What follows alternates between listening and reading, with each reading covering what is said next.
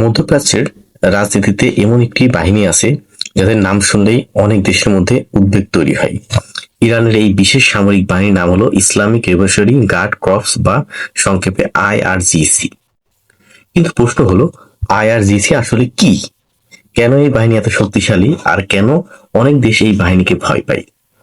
আজকের ভিডিওতে আমরা সহজভাবে এই বিষয়গুলো জানবো। আইআরজিসি কিভাবে তৈরি হলো? 1979 সালে ইরানে একটি বড় রাজনৈতিক পরিবর্তন ঘটে, যাকে বলা হয় ইরানিয়ান রেভলিউশন। এই বিপ্লবের মাধ্যমে ইরানের রাজতন্ত্র শেষ হয়ে নতুন ইসলামিক সরকার প্রতিষ্ঠিত হয়, যার নেতৃত্বে ছিলেন রুহুল্লাহ খামেনি। এই নতুন সরকারকে রক্ষা করার জন্য তৈরি করা হয় ইসলামিক রেভলিউশনারি গার্ড কর্পস।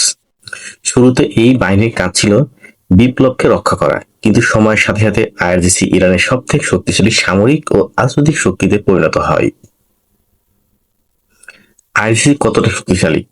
আজকের দিনে আইআরজিসি শুধু একটি সামরিক বাহিনী নয়, তাদের নিজস্ব স্থল বাহিনী, নৌবাহিনী, বিমান বাহিনী এবং মিসাইল ইউনিট রয়েছে। এছাড়াও আইআরজিসির বিশেষ একটি বাহিনী আছে যার নাম কুদস ফোর্স। এই বাহিনী মূলত বিদেশে বিভিন্ন সামরিক ও কৌশলগত কার্যক্রম পরিচালনা করে। এই বাহিনীর অন্যতম বিখ্যাত কমান্ডার ছিলেন কাসেম সুলেমানি। মধ্যপ্রাচ্যের রাজনীতিতে তিনি খুবই প্রভাবশালী ছিলেন। বড় আন্তর্জাতিক ঘটনা। 2020 সালে একটি বড় ঘটনা ঘটে। কাসেম সুলেমানি নিহত হন একটি মার্কিন ড্রোন হামলায়, যা ঘটে বাগদাদ শহরের কাছে। এই ঘটনাকে বলা হয় কিলিং অফ কাসেম সুলেমানি। এর ফলে বিশ্বজুড়ে ব্যাপক উত্তেজনা তৈরি হয়, বিশেষ করে ইরান এবং ইউনাইটেড স্টেটসের মধ্যে। কেন আইআরজিসি নিয়ে এত বিতর্ক? অনেক পশ্চিমা দেশের মতে আইআরজিসি মধ্যপ্রাচ্যের বিভিন্ন সংঘাতে জড়িত। এই কারণে 2019 সালে ইউনাইটেড স্টেটস সরকার ইসলামিক রেভলিউশনারি গার্ড কর্পসকে ফরেন টেররিস্ট অর্গানাইজেশন হিসেবে ঘোষণা করে।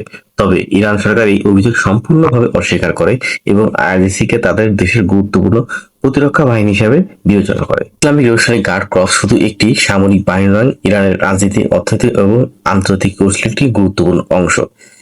এই কারণে মধ্যপ্রাচ্যের রাজনীতিতে আইআরজিসি এর ভূমিকা সবসময় আলোচনার কেন্দ্রবিন্দুতে থাকে।